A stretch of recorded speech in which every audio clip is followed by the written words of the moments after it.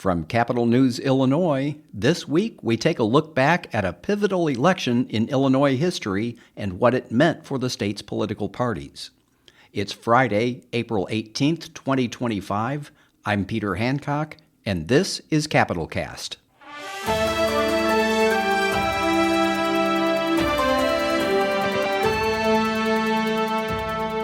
Hello and welcome to Capital Cast, a regular podcast of Capital News, Illinois. It's a political fact of life today that if someone tells you where they stand on the issue of abortion, you can probably guess what party they belong to. By the same token, if they tell you what party they belong to, you probably know where they stand on abortion. It's an issue that has a unique ability to sort voters into one political camp or the other. But it hasn't always been that way. In fact, it wasn't all that long ago when there was a diversity of opinion in both major political parties, when the idea of a moderate pro-choice Republican or a conservative pro-life Democrat was not all that uncommon. In the winter and spring of 1990, a Republican primary race for a legislative seat in the northwestern suburbs of Chicago perfectly illustrated how the issue came to split the GOP in half. The race between conservative state representative Penny Pullen and moderate challenger Rosemary Mulligan drew major national media attention, and the margin of victory was literally as narrow as it could possibly be. My guest today is Patrick Wohl, who has written about that race. His book is titled Down Ballot: How a Local Campaign Became a National Referendum on Abortion. It was released last year by the University of Illinois Press and was recently honored with the Illinois State Historical Society's Best of Illinois History Award. Patrick Wohl, welcome to the podcast. Peter, thanks for having me. So you've worked on political campaigns for a number of years. You've worked on behalf of candidates and on ballot issues. What was it about this race that made you want to write about it?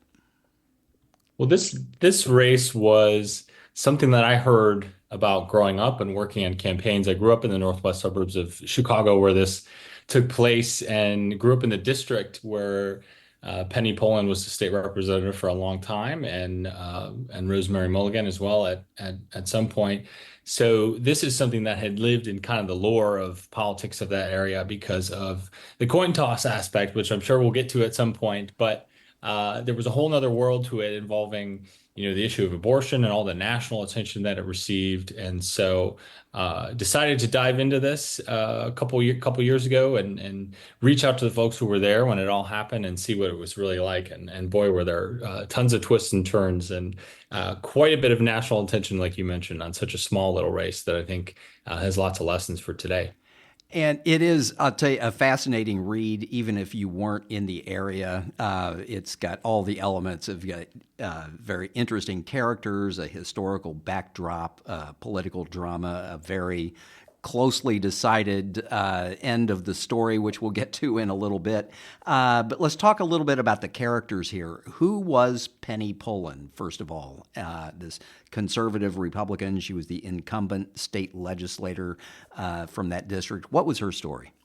Sure. And I think both women kind of represent different ends of the political spectrum, both in the Republican Party and the larger political spectrum nationwide. Penny Pullen was a longtime legislator. She was in 1990. She had been around for about a decade then, representing Park Ridge and Des Plaines, the area sort of near O'Hare Airport. And I would describe her as someone who was kind of a conservative rising star at that time. She was one of the principal people who was fighting against the Equal Rights Amendment in Illinois, alongside the likes of Phyllis Schlafly and Jerry Falwell. You would see posters of the three of them in advertisements around that time spread throughout newspapers around the state, billing them as speakers at events. She was appointed to various commissions by President Reagan, President Bush, the first Bush, and most notably gained a lot of attention for her work on passing various HIV/AIDS related bills in the legislature that were quite controversial at the time for a variety of reasons. But she represents the sort of evangelical Republican we speak about today, someone who's she's very conservative, she's deep in the religious, and I would say someone who isn't showy in any way. She was someone who kind of worked behind the scenes and became quite effective at passing bills and achieving her goals, but definitely evoked strong reactions and people who either loved her or hated her. And you're talking here about the decade of the 1980s leading up to this. The Reagan administration, Penny Pullen was appointed to various commissions. You mentioned Reverend Jerry Falwell, who led this group called the Moral Majority. And if you don't know Jerry Falwell, he was this often caricatured evangelical televangelist from the South. He wore these perfectly tailored three-piece suits. He was maybe a little overweight and had this beatific face of, just perfect self-assurance, self-confidence, quoting the Bible. And then you also mentioned Phyllis Schlafly, who was an Illinois activist, conservative activist. Tell us a little bit about her and how she fits into the story. Sure. Well, Phyllis Schlafly actually called Penny Pullen one of her dearest friends, someone she'd known a long time. They met under the dome of the Capitol in Springfield, at least how she tells it. And it was actually the reason Penny Pullen was appointed to her first and most prominent commission by Ronald Reagan, because the White House was looking for people to appoint. They asked Phyllis Schlafly, who do we think we should put on this commission? Who should be one of just 13 people in the country to help decide to address one of the most pressing public health issues? And she pointed to Penny Pullen. So they fit in all sorts of ways. Most prominently, of course, is the Equal Rights Amendment, which is what Phyllis Schlafly is known for in her campaign opposing it, Stop ERA. And what I think people kind of forget often, because even though it's not that long ago, the politics have kind of changed a lot, is that Illinois was in the end, one of the last places where the Equal Rights Amendment was defeated in Springfield. It became really a battleground. Illinois was the central battleground for a long, long time on this issue, which I think surprises people today. And some of the principal opponents, like I said, were Penny Pullen, among others. And then her opponent in this critical race, Rosemary Mulligan, as you say, was from the opposite end of the spectrum from within the GOP. Tell us a little bit about her. Yes. So Rosemary Mulligan was she eventually became a longtime legislator in the area. But in 1990, when this story took place, she was a paralegal. She was a mother of two, who was really convinced to run because of a Supreme Court ruling that had come down, a United States Supreme Court ruling called Webster v. Reproductive Health Services. And if there's a couple lessons in this book. One is that history, if it doesn't repeat itself, it at least rhymes, as Mark Twain, I believe, said. And that's certainly the case here. There was a Supreme Court ruling on abortion. It essentially allowed states more leeway in restricting abortion on the state level. And so Penny Pullen was given that leeway, became one of the first people to move in restricting abortion following that ruling. And Rosemary Mulligan and others were paying attention in the district. There were rallies all throughout the country focused on this. There were quite a few in the northwest suburbs protesting hospitals, that sort of thing. And there was one in Park Ridge that Rosemary Mulligan attended along with others. And there were groups like NOW and ERA type groups involved.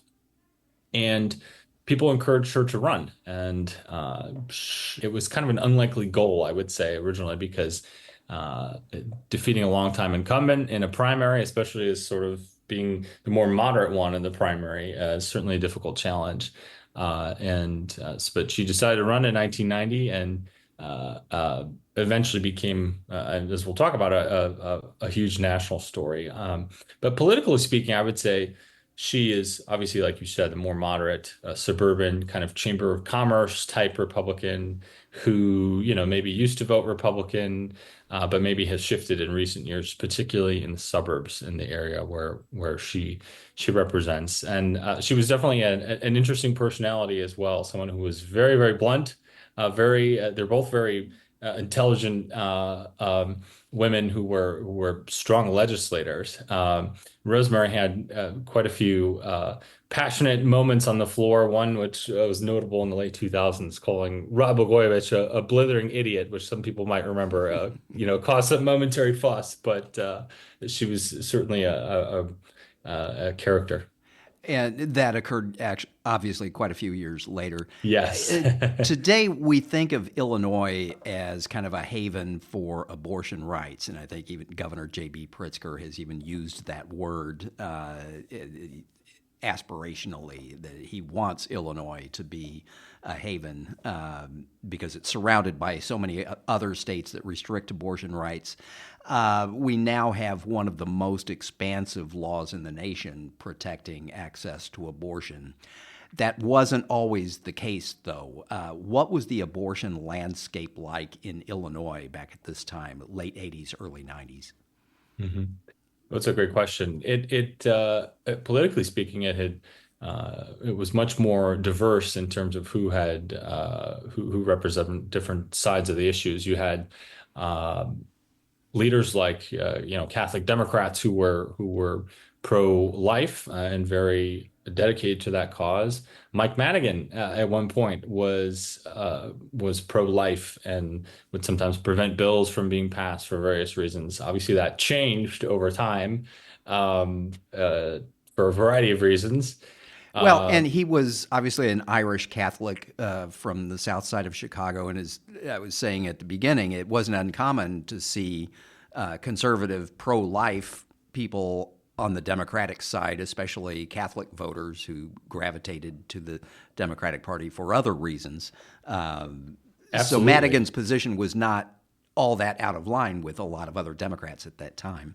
No, definitely not. And you also had a lot of Black Democrats in the city of Chicago who were pro-life. Now I don't believe there are any pro-life Democrats in the General Assembly, as far as I'm aware.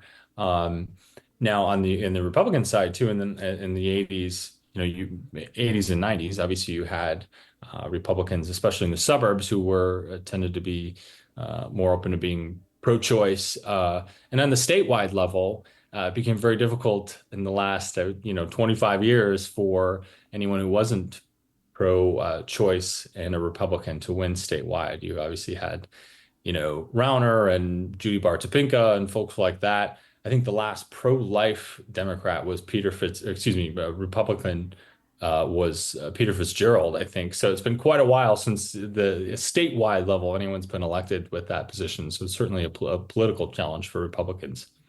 Okay, and so we get into the campaign, and this is one of those campaigns for a seemingly insignificant state legislative race in the suburbs outside of Chicago that draws an amazing amount of outside money and national media attention.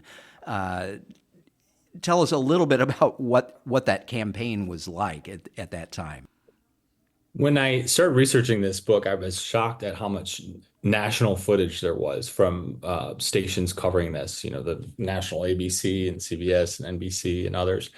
And the reason was because after this Webster ruling in 1989 that I mentioned, this was essentially the first litmus test because the March Illinois primary was so early that it was kind of the first race people could put their money towards, and so they used it as a proxy war essentially to sort of prove that their side was right or had the political advantage after this abortion ruling from the Supreme Court. So Penny Pullen obviously had the support of pro-life groups, of prominent figures like the DeVos family came in and did fundraisers for this little state legislative race. One of the richest people in the world at that time, helping to bolster the campaign.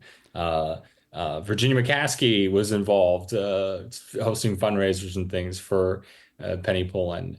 So she had lots of prominent supporters, and I would say a Rolodex that other candidates would envy. And for Mulligan, she really came out of nowhere, and when she became more viable, you saw a lot of money coming in from pro-choice groups, and this is sort of the beginning of Personal PAC, the leading pro-choice group in Illinois. This Which was is their still very first active race. today. Yeah. Absolutely, yes. And this was really they were kind of looking for a big win initially, and this was one of the first races that they got engaged in to see if they could kind of prove their point and have a test case. So we come down to election day, and you mentioned it literally came down to a coin toss, but it didn't end with the coin toss. Talk to us a little bit about how the race was resolved. Sure. So, on election day, which was March 20th, 1990, there was some, kind of normal miscounting errors that happen at polling places. One of the polling places that double counted, they fixed that error. There was all sorts of uncertainty that night, as there sometimes is on election night when you're in the fog of war and figuring things out. And um, originally, the margin was 31 votes. Well, Penny Pullen was down by 31. She decided to sue, and there was a recount that happened. Rosemary Mulligan lost some votes. The circuit court judge eventually declared it a tie, looking through the ballots, and essentially what they were arguing over was which to count based on the intent of the voter. And this is that issue we've heard about for many years, and obviously was very prominent in 2000 in Florida during the presidential election, the issue of dimpled chads. Dimpled Well, Chads and hanging Chad. exactly, exactly. And this was breaking ground on that 10 years before that Supreme Court case. Um, there really was no precedent anywhere, including in Illinois, on how to judge the intent of the voter. If there's a little dimple on the ballot, does it mean that they had voted for that person? Had they decided against it? What if there were two? How exactly does that work? And so the judge was looking through all of these ballots, deciding which to count. And during the courtroom scene, he wasn't actually paying attention to what was happening. And so the lawyers were counting in their heads what was happening. And he put down the final ballot and said, well, where are we? And one of the attorneys said, Judge, I think we have a tie. So the race was tied, and the law in Illinois says essentially you have to pull from a hat or do a coin flip. So they did a coin flip in Chicago, and they obviously was very closely followed by national news because it was just so close. The coin flip was kind of a formality, though. It just essentially decides who, is going to appeal. So Yeah, it was going to higher court no matter what, right? exactly, exactly. So, a formality, but kind of a fun one at that. But eventually went to Supreme Court, and they sent it back to the judge with orders of what exactly he should count and how he should do it. And the winner was decided by just 7 votes. So it was a very, very close race in the end. And And also, if you don't mind too, I mentioned the Bush v. Gore piece too. This comes in a lot later too. The case ended up being cited during the Bush v. Gore recount. Pullen v. Mulligan was the name of the case from 1990. And when the attorneys in Florida were arguing over this, they were searching for a case to support their notion that dimple chads should or should not be counted. And they used this case, both sides used it to argue, yes, they should, or no, they shouldn't be counted. And there was an issue with that. The case really didn't say, yes, dimple chad should be counted, or no, they shouldn't. It said, to the extent you can judge the intent of a voter, then you should count them. And that sort of caused all sorts of confusion in Florida, and eventually was one of the reasons that the Supreme Court ruled in Bush v. Gore that there was an equal protection violation because there were different standards in different counties based on misunderstandings and laws. So some of that is based on this case from this little state rep race in the northwest suburbs of Chicago, which I think is a great lesson in explaining to people, if you ever think local politics is dull or uninteresting or inconsequential, just look at this race. and I thought you also brought up an interesting point, which is that in most areas of law, constitutional law or criminal law, you have some sort of guiding philosophy or guiding principle about how you think the law should apply or how you think evidence should be interpreted. In election law, it's like you glom on to whatever you can get to get your candidate over the finish line. There's almost no principle involved in it at all. It's just, I want my client to win. It's interesting too. This is a perfect illustration of that phenomenon too, if you will, because the two attorneys who argue these cases, both of whom are very were very prominent election attorneys. Mike Lavelle was Penny Pullen's attorney. He was representing the more conservative candidate, and then he ended up helping the Gore team in 2000 when they needed more help.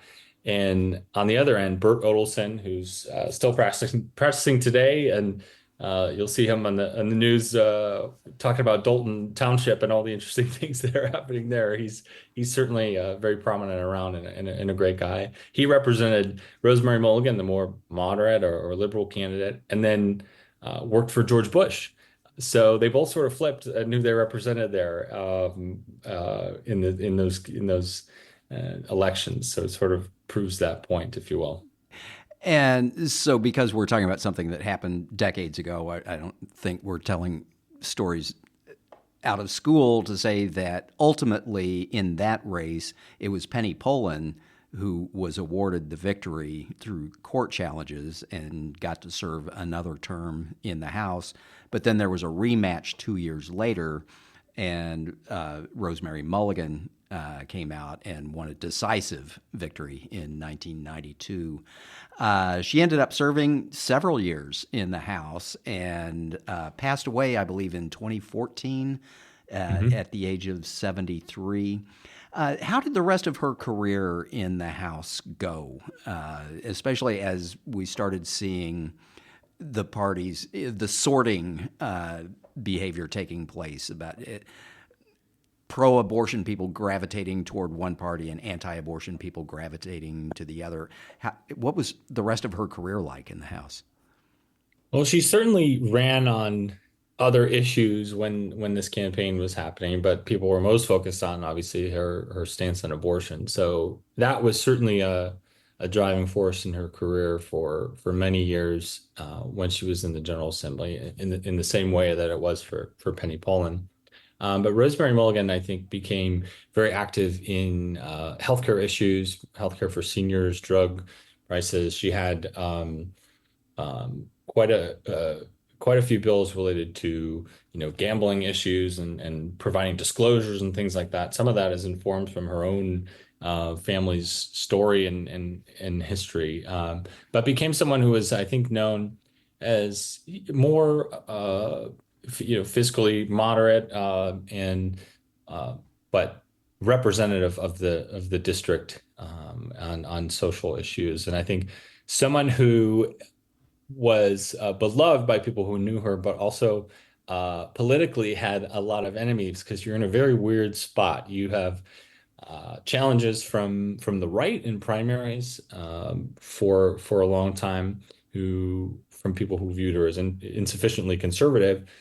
And then for many, many cycles, you had Democrats going against her too, because she was in a swing district. They thought they could take her out. So, Madigan essentially would spend, sometimes over $1 million trying to take her out. So it takes a lot of work to keep a position like that. And I think there's a quote in the book about how sometimes she would wake up in the middle of the night with a pit in her stomach, just worried that people were going to take her out. Someone was kind of always out to get her because they were. So it's not an easy spot to be in. Okay, well, we're going to have to leave it there. Patrick Wohl, his book is Down Ballot, How a Local Campaign Became a National Referendum on Abortion, from the University of Illinois Press. It's a great read. Patrick, thank you for being here. Thanks for having me, Peter. I really appreciate it. And that will do it for this edition of Capital Cast. Capital Cast is a production of Capital News Illinois, a public affairs reporting program of the Illinois Press Foundation with significant funding from the Robert R. McCormick Foundation. Until next time, this is Peter Hancock on behalf of the entire Capital News Illinois team saying thank you for listening.